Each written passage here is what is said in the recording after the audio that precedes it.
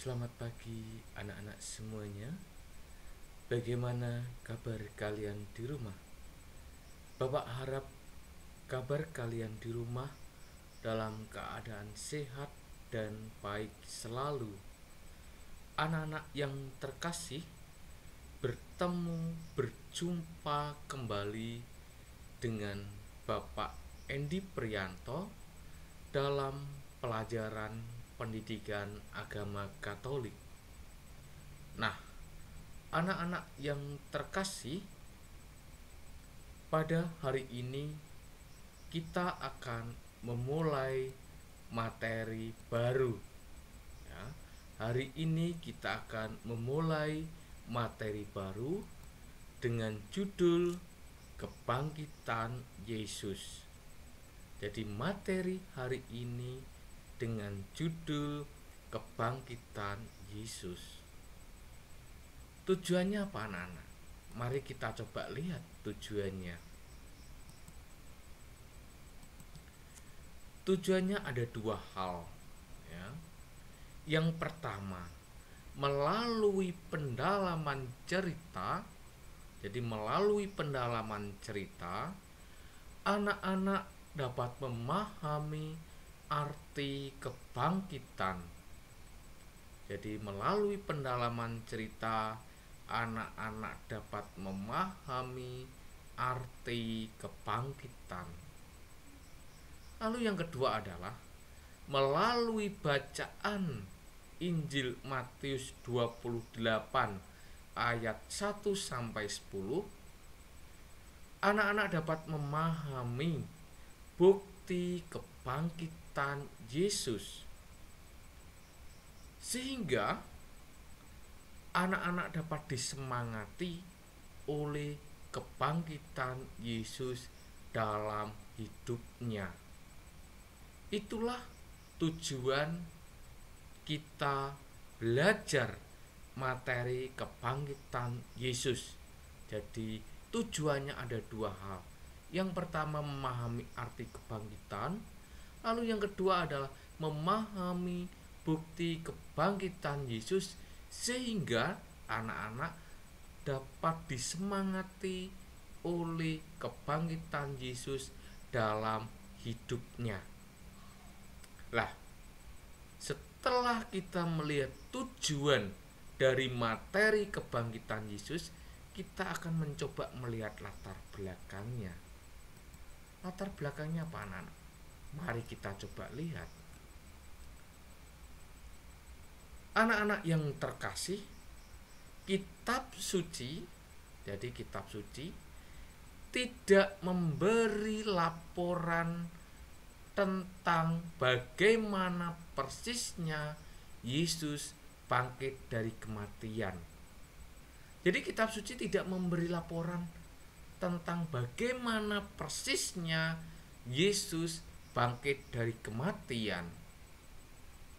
Namun kitab suci hanya menunjukkan tanda-tanda yang diyakini sebagai tanda kebangkitan Yesus. Yang pertama adalah batu penutup kubur Yesus terguling. Itu yang pertama. Lalu yang kedua adalah para murid mendapati kubur Yesus kosong dan jenazahnya Yesus tidak ditemukan. Lalu juga kain kafan yang tergeletak di tanah. Berita dari malaikat yang mengatakan bahwa Yesus sudah bangkit. Tetapi juga ada bukti lain yang menunjukkan bahwa Yesus telah bangkit. Yang pertama, beberapa kali peristiwa penampakan Yesus pada murid-muridnya, penampakan Yesus pada Maria Magdalena. Lalu Yesus juga menampakkan diri di jalan ke Emmaus. Lalu juga menampakkan diri kepada semua muridnya. Yesus menampakkan diri kepada Thomas. Yesus menampakkan diri kepada murid-muridnya di pantai Danau Tiberias. Bahkan Yesus beberapa kali menampakkan diri dan mengutus murid-muridnya.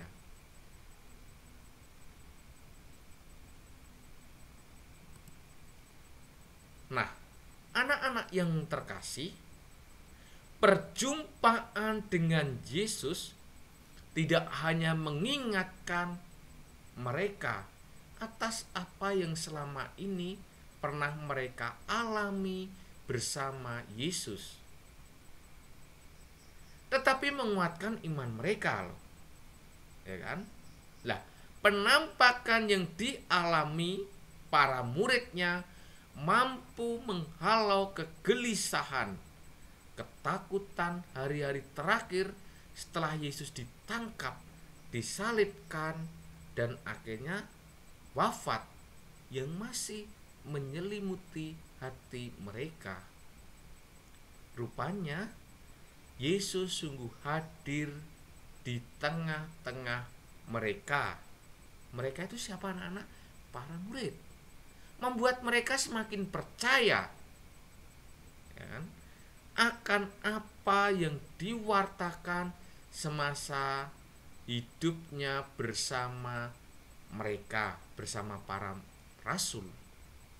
Lah, penampakan Yesus membuat mereka, para rasul, merasa juga ikut dibangkitkan dari keyakinan mereka yang goyah karena peristiwa salib. Sehingga mereka menjadi lebih berani dan tidak sembunyi-sembunyi lagi dalam beriman kepada Yesus. Nah, anak-anak yang terkasih, kebangkitan Yesus juga memberi harapan bagi umat manusia, bahwa ada harapan, ya kan, yang lebih baik setelah kematian di dunia ini. Berulang kali dikatakan, anak-anak, ya kan, bahwa Allah yang membangkitkan Tuhan, jadi Allah yang membangkitkan Tuhan akan membangkitkan kita juga oleh kuasanya. Maka Kristus disalibkan oleh karena kelemahan kita.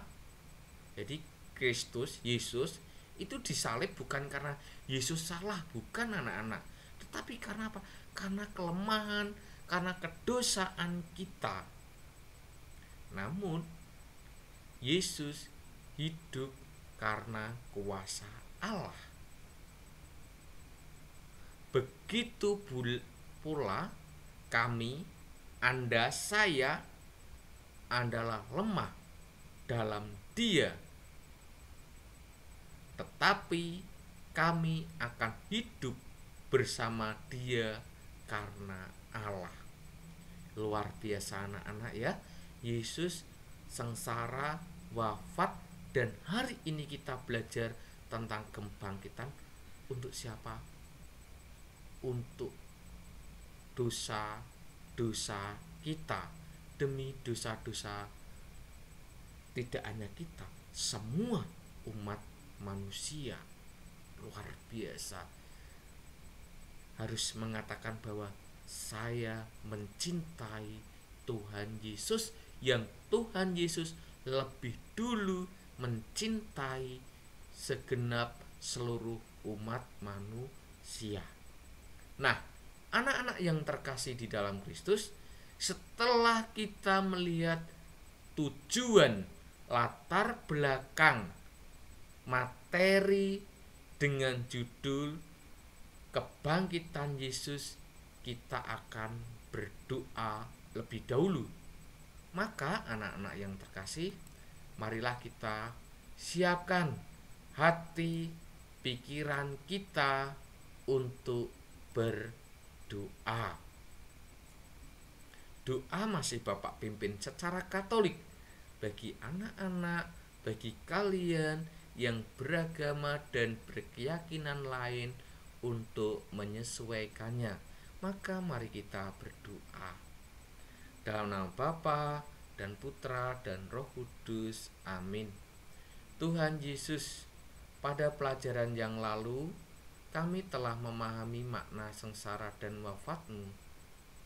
Sekarang terangilah pikiran dan hati kami, sehingga kami dapat memahami makna kebangkitan-Mu, agar iman kami semakin kuat dan teguh, menyandarkan hidup sepenuhnya ke dalam kuasa tangan-Mu. Demi keluhuran nama-Mu kini dan sepanjang segala masa. Amin. Santo Fransiskus Xaverius, doakanlah kami. Amin. Dalam nama Bapa, Putra dan Roh Kudus. Amin. Terima kasih anak-anak, kalian sudah memulai kegiatan pembelajaran hari ini dengan doa pembuka. Nah, anak-anak yang terkasih, kita akan mencoba memahami makna kebangkitan Yesus. Ya, memahami makna kebangkitan Yesus dengan apa? Dengan mendengarkan, menyimak ya, cerita tentang bangkit sesudah jatuh. Ya, Bapak akan bacakan, anak-anak menyimaknya. Jadi judulnya adalah Bangkit Sesudah Jatuh. Seorang imam muda hendak berkhotbah di penjara. Jadi ada seorang imam muda, pastor muda hendak berkhotbah di penjara. Jadi mengunjungi para narapidana, lalu berkhotbah di sana, memberikan petuah-petuah. Sudah berhari-hari ia mencoba menemukan pesan yang bisa menyentuh hati para pidana atau narapidana. Ketika ia memasuki ruangan, jadi pastor itu memasuki ruangan, ia menggigil melihat tatapan mata wajah-wajah yang tampak mengeras oleh berbagai kejahatan. Pastor itu takut ketika melihat wajah-wajah para narapidana. Ia berdoa perlahan untuk mendapatkan bimbingan ketika menaiki tangga, menaiki tangga menuju mimbar. Jadi rupanya di sana sudah disediakan mimbar. Tiba-tiba pastor itu tersandung ketika hendak menginjak anak tangga yang kedua dan jatuh terungkup di lantai. Ya kan? Jadi jatuh lalu terungkup di lantai. Rupanya ditertawain oleh para hadirin, oleh para narapidana dengan keras. Ya, ditertawain. Lah, untuk beberapa saat imam muda itu merasa lumpuh oleh kesakitan dan rasa malu. Ya, ternyata sakit dirasakan, tetapi tidak hanya rasa sakit, tapi juga ada rasa malu juga. Karena apa? Ditertawain oleh para narapidana. Kemudian ia mendapat suatu gagasan. Ia berdiri menaiki dua anak tangga sekaligus, lari, lompat, loncat, dan tertawa ke arah hadirin yang terpukau sambil berkata, "Saudara-saudara, justru itulah tadi alasan kedatangan saya ke sini hari ini.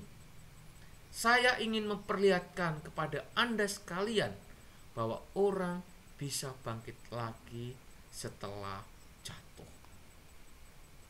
Jadi para imam tadi rasa sakit, rasa malu, tetapi dengan rasa malu dan sakit itu mendapatkan sebuah inspirasi. untuk menguatkan para narapidana, ya kan? Para narapidana, para napi yang mengatakan, saudara-saudara, justru itulah tadi alasan kedatangan saya ke sini. Saya ingin memperlihatkan pada Anda sekalian bahwa orang bisa bangkit lagi setelah ia jatuh. Nah, anak-anak yang terkasih, sebuah cerita tetapi mengandung makna, pesan yang luar biasa, ya, mengandung pesan bahwa memberikan semangat, memberikan motivasi kepada para narapidana bahwa, ya kan, bahwa orang bisa jatuh dari kelemahan, dari dosa, dari kejahatan, tetapi dengan rasa jatuh itu orang mulai berubah, orang mulai bertobat, orang mulai bangkit, orang melalui berubah dari yang jahat menjadi yang baik, dari yang tidak tahu menjadi tahu, dari yang keras menjadi lunak, menjadi suci, menjadi kudus. Luar biasa, ya, seorang imam tadi memberikan inspirasi. Lah, anak-anak yang terkasih, setelah kita melihat juga membaca, mendengarkan, lalu menyimak cerita tentang bangkit sesudah jatuh, ada pertanyaan yang bisa anak-anak kerjakan. Anak-anak membuat 5 pertanyaan tanpa jawaban. Bapak sudah bantu 2 pertanyaan, kalian tinggal 3. Apa saja yang menyebabkan kita mengalami jatuh atau kegagalan, misalkan. Jadi apa saja sih yang menyebabkan kita itu mengalami jatuh, kegagalan? Itu misalkan. Lalu yang kedua adalah apa saja yang bisa kita lakukan, ya kan, agar bangkit dari jatuh atau kegagalan. Itu, ya kan, sudah Pak Endi buatkan contoh 2, anak-anak tinggal menambah 3 atau boleh juga 4 atau 5. Tetapi tidak sekedar jatuhnya dari mana, berapa tingkat, tapi lebih mengapa, bagaimana, ya kan, jelaskan. Nah, itulah nanti arahnya anak-anak membuat pertanyaan. Ngerti ya anak-anak ya? Paham ya? Baik, Bapak harap kalian paham. Jangan lupa ditulis di buku catatan kalian, lalu nanti difoto, dikirim ke Bapak supaya kalian mendapat nilai pengetahuan. Gitu ya. Oke, baik anak-anak yang terkasih, ya, untuk, ya kan, mengakhiri kegiatan pembelajaran kita hari ini, kita akan berdoa kembali. Maka mari kita siapkan hati pikiran kita untuk berdoa. Dalam nama Bapa dan Putra dan Roh Kudus, amin. Ya Yesus yang penuh kasih, kebangkitanmu tidak hanya menyemangati hidup para muridmu, tetapi juga menyemangati kami umatmu. Dampingilah kami selalu dalam menjalani hidup ini, agar kami senantiasa menjalani hidup baru sesuai kehendak-Mu. Semoga kebangkitan-Mu menyemangati kami untuk selalu bangkit menuju hidup yang lebih baik. Engkaulah Yesus yang kami puji, kini dan sepanjang segala masa. Amin. Santo Fransiskus Xaverius, doakanlah kami. Amin. Dalam nama Bapa, Putra, dan Roh Kudus. Amin.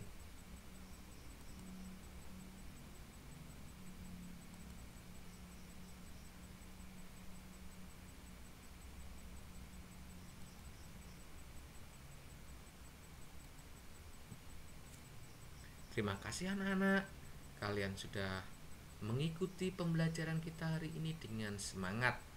Jaga kesehatan, tetap semangat, jangan lupa ya tugas kalian, ya kan? Jangan lupa tugas kalian, dan salam untuk orang tua kalian. Tuhan memberkati kita semua.